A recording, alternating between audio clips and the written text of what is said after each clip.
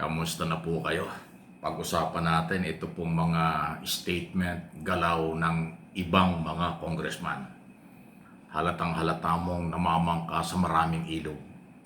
Parang nawawala ang prinsipyo at obligasyon sa bayan. Ayan, ha? Okay? Ito yon, mga dahilan kung bakit ko sinabi yon. Ito po ay dun sa plano pa lang, ha? Na pagpapile ng panibagong impeachment laban kay Sara Duterte ng marginalized sector na original na complainant noong pang 2024. Inarchive lang yung kanilang mga reklamo at laban kay Sara ng Kongreso at ang ginamit nila ay yung complaint ng mga congressman na idiniklara ng Korte Supremang labag sa saligang batas. Yan ang malinaw, ha? Unconstitutional daw, sabi ng Supreme Court. Kaya nga nabitin. Next month, February, tapos na yung 1 year na yan. Pwede na ulit mag-file. At yan ang plano at gagawin ng original, ng marginalized sector at civil society group. Ayun. Okay? Na yung ibang grupo ng original nag-file dyan noong 2024, ngayon ay mga congressman na tulad ni Laila de Lima at saka Jokno at iba pa na sila'y willing na i-endorso ang ipapile na panibagong impeachment. Yan ang pwedeng mangyari. Pero ang nakapagtataka tulad ni Deputy Speaker, alam mo itong si Puno, traditional politician talaga itong mamang ito eh. Ito si Puno na congressman ng Antipolo. Pinalitan kasi yung kanyang kapatid, kaya siya naging congressman. Dati itong Ramos Boy, ito yung dating DILG secretary. So talagang trapon-trapo ang galaw. Abay, akalain mo mga statement yan eh. Sawa na ang tao sa impeachment? Parang wala na yan. Ano yun? Ano yung statement na yun? Ang mga congressman, ang trabaho ay suriin ang complainant o ang complaint, yung magpapay ng impeachment at i-endorso ng ibang congressman. Yun ang trabaho ng Kongreso, ng congressman.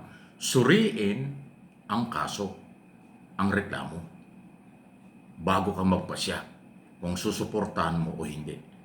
Eh bakit ngayon na hindi pa nga naipapile, sasabihin mo sawa na ang tao dyan, hindi yan uusod. Hindi na interesado, parang ganon.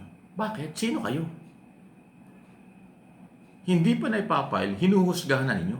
Bakit hindi mo na ninyo hintayin yung black and white complaint? Then aralin nyo kung may basyan at wala. Para pag nagbotohan sa Committee on Justice, magtalakay, sumali kayo. At pag dinala sa plenaryo for final voting, dun kayo manindigan. Base sa inyong pagsusuri sa dokumento. Pero ngayong wala pa, sabi nyo parang wala na, sawa na ang tao. Political statement yan.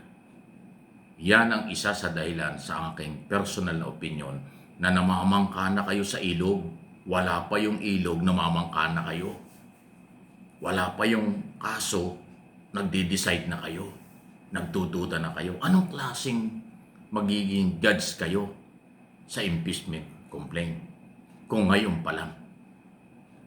Samantalang pwede naman yung hintayin, then aralin bago kayo magbigay ng inyong desisyon kung kinakailangan na. Kasi pag naipal yan sa Secretary's Office, papunta ng Speaker, tapos ibababa sa Committee Rules, ire-refer yan sa Committee on Justice. Magkakaroon ng public hearing ang Committee on Justice. Doon susuriin kung tama yung pagpapile, then bago talakayin yung merito or dokumento, ebidensya. Tapos magde-decide ang komite. Kapag ka napakinggan na ang lahat ng panig, kung dapat bang ituloy o hindi, dapat dalhin sa plenaryo o hindi. Ganun magde-decision. Doon kayo gumawa ng hakbang. Kung member ka ng Committee on Justice. Kung hindi ka naman member ng Committee on Justice, hintayin nyo dumating sa plenaryo for voting, doon kayo mag-participate. Di ba, Congressman Polo, ganun po ang trabaho ninyo. Huwag naman sana ngayon pa lang, duda ka na. Ngayon pa lang, parang wala ka ng Parang nagpasya ka na. Huwag mong impluensyahan ang mga Pilipino sa Luzon, Visayas, Mindanao at sa buong mundo kung ano ang kanilang paniniwala.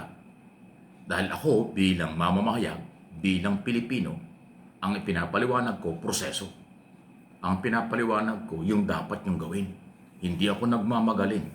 Sinasabi ko lang yung totoo, Mr. Congressman. At yung iba pang mga congressman.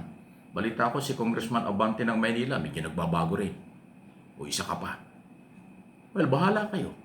Pero sinasabi ko naman, ang aking obligasyon, ipaliwanag for information, for education. Lagi ko sinasabi, yan ang layunin ng aking mga channel at mga topic. Hindi naman sa pagyabang, ibang-iba ho talaga ang style ko. Wala akong masyadong hilig sa mga video at mga picture at mga burluloy ng channel para makahikayat ng viewers at subscribers. Hindi po. Ako, direct to the point. Direct to the point. Real talk ang ating sinasabi. Sa aking personal na opinion, kaalaman, karanasan, at obligasyon. Yun po yun. Diba?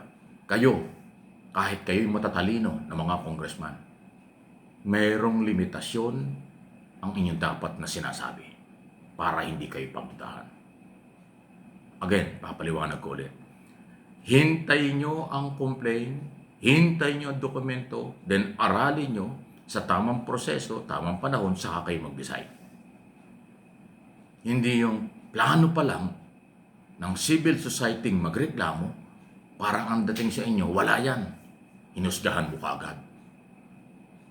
Ang impeachment o anumang kaso, ebidensya ang dapat sinusuri. Hindi politika, hindi kampihan, hindi pamumulitika. Hindi dapat namamangka sa ilog, wala pa yung tubig. Namamangka na kayo. Opinion ko lang ito. Please lang po, para katanggap-tanggap ang inyong magiging desisyon, paborman kayo o hindi, sa impeachment na pinag-uusapan, suriin muna, aralin muna. Huwag magkampihan dahil politika lang yan. Huwag magkampihan dahil naniniguro lang kayo. Huwag ganon. Please lang po. Ha? Dahil kasi ang mamamayang Pilipino, pro o anti-Marcos nakatutok sa isyong ito. Huwag niyong pangunahan ang ebidensya. Huwag niyong pangunahan ang dokumento. Aralin muna ninyo. Pero bago aralin, hintayin muna ninyo kung ano ang laman nito. Ano ang sasabihin ng mga complainant, paano patutunayan, anong sasabihin ng mga testigo, at ano yung mga ebidensya. Ganun dapat. Huwag yung malayo pa lang yung tubig na mamangka na kayo. Malayo pa yung isda, ang piling nyo huli na. Huwag ganon. For information, for education only, ang ating mga topic.